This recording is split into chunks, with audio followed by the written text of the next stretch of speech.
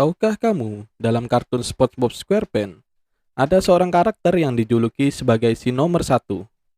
Dia bernama Smithy Werben Jagerman Jensen. Namun siapa sangka kalau karakter tersebut merupakan tokoh asli dalam dunia nyata. Ia merupakan seorang koki handal yang berasal dari Oklahoma dengan menu andalannya yaitu berupa daging asap dengan saus tomat. Namun siapa sangka di balik kelezatan makanannya, ternyata ia menggunakan campuran daging manusia di dalamnya. Dan oleh karena itu, ia dijatuhi hukuman mati. Dan di akhir hayatnya, ia meminta agar makamnya dibuatkan nisan berbentuk angka 1 agar orang-orang dapat mengingatnya. Dia si nomor satu. Tahukah kamu, aktor Joe Odagiri yang memerankan peran sebagai Yusuke Godai dalam series Kamen Rider Kuga, sebenarnya setengah hati dalam memainkan perannya. Hal ini pun sempat menjadi perdebatan di dalam kru produksi. Tapi siapa sangka, walaupun setengah hati dalam memerankan karakter tersebut, Joe Odagiri justru sukses di mata para penggemar Kamen Rider. Dan sekaligus mengawali kebangkitannya era Kamen Rider setelah sebelumnya series Kamen Rider sempat vakum selama beberapa tahun hingga akhirnya berlanjut hingga sekarang. Tahukah kalian kalau desain awal Godzilla adalah berbentuk seperti gurita atau kraken? Hal ini sudah ditentukan oleh para petinggi tim produksi pada awal film Godzilla di tahun 1954. Akan tetapi, beberapa hari kemudian, sang produser Tomoyuki Tanaka berpikir ulang dan akhirnya memutuskan bahwa bentuk Godzilla lebih mirip seperti dinosaurus. Ini dikarenakan pada masa itu, produksi film bertemakan monster seperti gurita sudah banyak diproduksi dan didominasi oleh perfilman Amerika. Dan akhirnya dikenallah bentuk Godzilla seperti yang kita lihat hingga saat ini.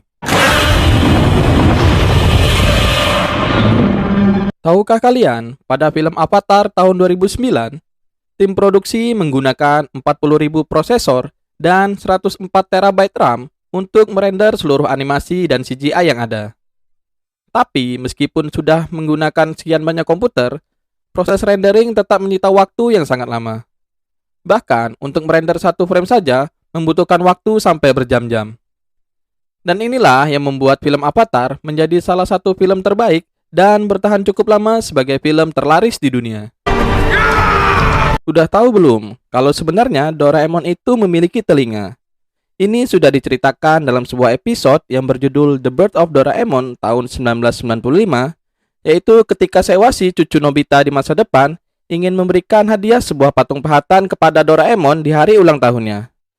Namun dikarenakan hasil pahatan yang sangat jelek, Seiwashi menggunakan sebuah robot berbentuk tikus untuk memperbaikinya. Namun celakanya, robot itu bukan yang memperbaiki patung Seiwashi, ia justru membuat Doraemon terlihat mirip seperti patung yang dibuat oleh Seiwashi. Dan itulah yang menyebabkan Doraemon kehilangan telinganya, sehingga ia sangat takut kepada tikus. Udah tahu belum kalau ada Ultraman yang berubah menggunakan sebuah alat yang tidak lazim? Ia adalah Ultraman Zerd, di mana saat akan berubah menjadi Ultraman, hostnya menggunakan sebuah sikat gigi untuk berubah menjadi Ultraman Zerd. Udah tahu belum kalau ada Ultraman yang harus mati dengan cara mengenaskan? Yaitu adalah Ultraman Leo, di mana menjelang akhir episode, yaitu mulai dari episode 40, di mana saat ceritanya mulai menjadi dark, Ultraman Leo harus bertarung melawan sosok alien yang mana mengakibatkan ia harus mati dengan cara dimutilasi.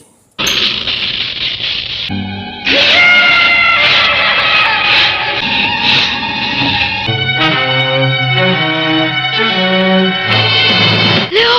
Udah tahu belum kalau Ultraman 3 dulunya merupakan sosok yang jahat? Dalam sebuah movie yang berjudul The Final Odyssey, diceritakan Ultraman 3 bersama 3 temannya yang tergabung dalam Dark Titan memerangi Ancient Titan dan menyebabkan dunia hancur dalam kegelapan.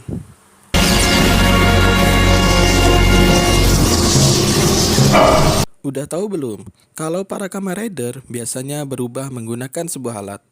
Namun, beda halnya dengan Kamen Rider Shin, alih-alih menggunakan sebuah alat, Kamen Rider Shin justru berubah dengan bertransformasi menjadi sebuah mutan, dan dalam proses transformasi ini berlangsung dengan cara mengerikan dan menyakitkan tentunya.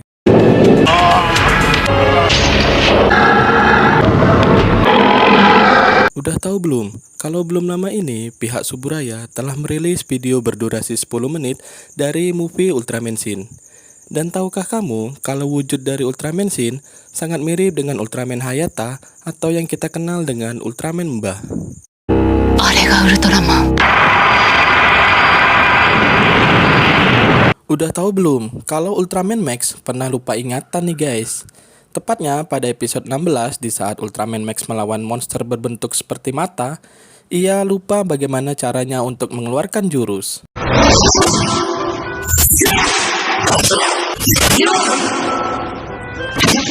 Si Ultraman Mbah fashionable ya guys. Diketahui selama penayangannya, si Mbah udah 3 kali ganti kostum nih. Yang pertama yaitu tipe A, mulai dari episode 1 sampai 13. Di sini muka si Mbah masih penyok-penyok gitu ya guys. Kayak si alien preketek. Lalu yang kedua tipe B, dari episode 14 sampai 29. Nah, di sini muka si Mbah udah lebih mulus nih guys. Mungkin udah perawatan kali nih si Mbah. Kemudian yang terakhir yaitu tipe C, yang udah kayak kabel casan aja, yang dipakai dari episode 30 sampai tamat. Nah, di sini muka si Mbah udah kelihatan semakin mulus nih. Cuau, cuau.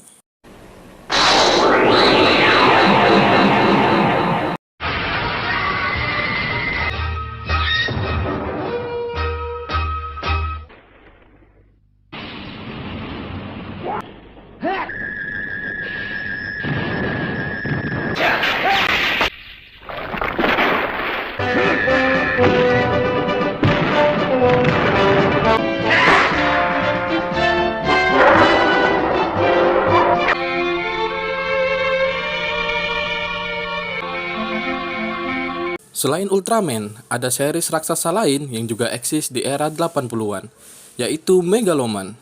Selain wujud raksasanya yang seperti Ultraman, Megaloman memiliki ciri khas lain, yaitu memiliki rambut dan juga sebuah jurus andalan berupa Megalo Fire, yang mana ia akan mengibaskan rambut apinya untuk mengalahkan monster. Dan oleh karena itu, di Indonesia sering dikenal dengan sebutan raksasa rambut api. Salah satu series Ultraman yang paling family friendly yaitu pastinya Ultraman Jack. Bagaimana tidak? Karena di episode 40, Ultraman Jack harus mokat oleh monster Snowgon setelah dirinya disembur oleh nafas pembeku. Dan kemudian harus dipotong atau diportioning menjadi beberapa bagian. Ya, walaupun nantinya nyambung lagi sih si Jack.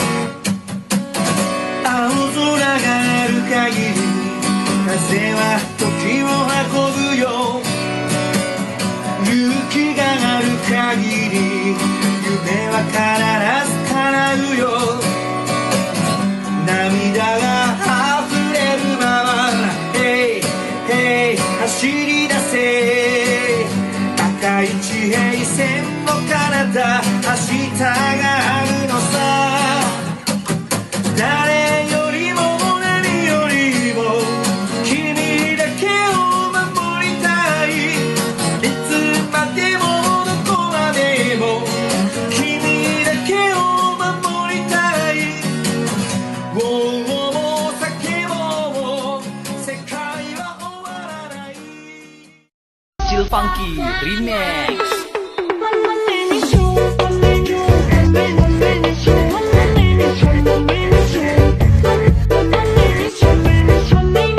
Tahukah kamu, di tahun 70-an ada serial tokusatsu yang cukup fenomenal, yaitu Keiketsu Lion Maru, yang mana berkisah mengenai era ninja di abad 16-an kuno, dan yang membuat series ini unik yaitu si karakter utama yang dapat berubah menjadi sosok ninja dengan kostum yang menyerupai singa.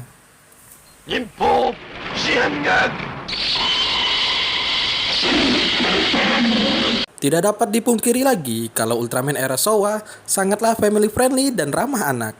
Bagaimana tidak? Sebagai contoh yaitu series Ultraman Leo, lihatlah bagaimana Ultraman 7, Shidan Moboroshi, melatih Shigen Otori aka Ultraman Leo agar menjadi pribadi yang kuat, yaitu mulai dari menghindari cambuk, bumerang, hingga adu mekanik sama mobil. Wak wak wak wak wak, slebeo. Gambaran atau tepean pasti tidak asing bagi anak-anak tahun 2000-an. Namun, pernahkah kalian melihat salah satu yang bergambar seperti ini?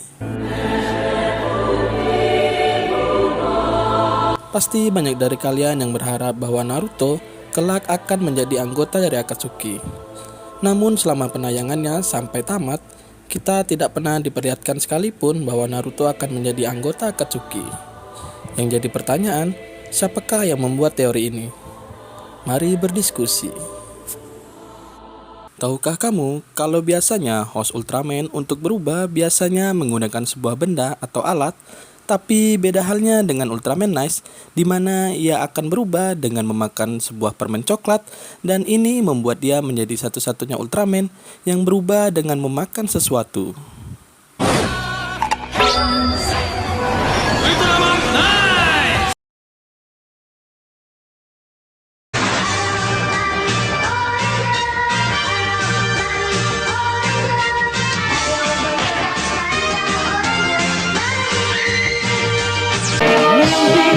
Adalah sesuatu yang indah.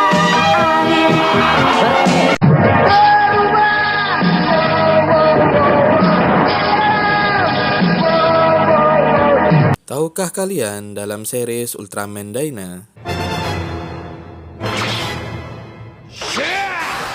Pada episode 31, Ultraman Dyna pernah melawan sosok imitasi dari dirinya yang bernama Gregor dari planet M16, yang diperankan oleh aktor yang bernama Hiroshi Miyasaka.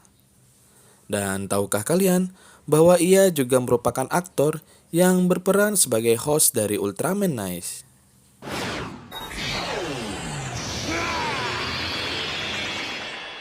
Apakah kalian tidak asing dengan opening Kamen Rider ini?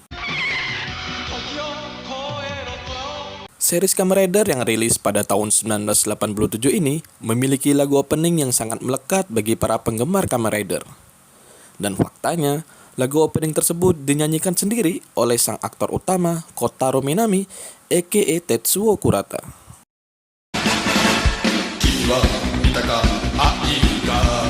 Tahukah kalian, Ultraman Nexus yang dianggap sebagai dewa dalam dunia Ultraman, nyatanya di dunia nyata tidak sebesar namanya di dalam film. Sebab selama masa penayangannya, series Ultraman Nexus kerap berubah-ubah jam penayangannya. Bahkan pernah tayang di jam-jam yang sepi penonton. Ini dikarenakan series Ultraman Nexus dianggap terlalu dark bagi anak-anak pada kala itu, sehingga membuat ratingnya sangat anjlok. Dan karena sebab itulah, series Ultraman Nexus menjadi salah satu series Ultraman dengan jumlah episode tersedikit, yaitu hanya memiliki 37 episode. Bercerita tentang seorang anak yatim piatu bernama Denji yang harus bekerja sebagai pemburu iblis kepada seorang Yakuza untuk melunasi hutang-hutang ayahnya. Namun suatu ketika ia harus tewas dan akhirnya berubah menjadi iblis Senso. Seperti apa kisahnya? Kuy, cek link di deskripsi.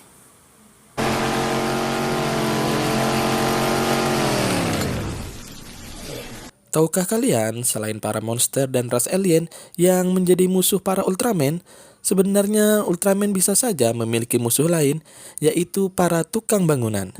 Coba saja kalian pikir, saat Ultraman bertarung melawan monster ataupun alien, pasti ada bangunan yang hancur. Nah, pertanyaannya, siapakah yang membangunnya lagi atau memperbaikinya? Tentu saja tukang bangunan, dan Ultraman tidak pernah sekalipun diperlihatkan peduli akan hal itu. Hehe, mari berdiskusi.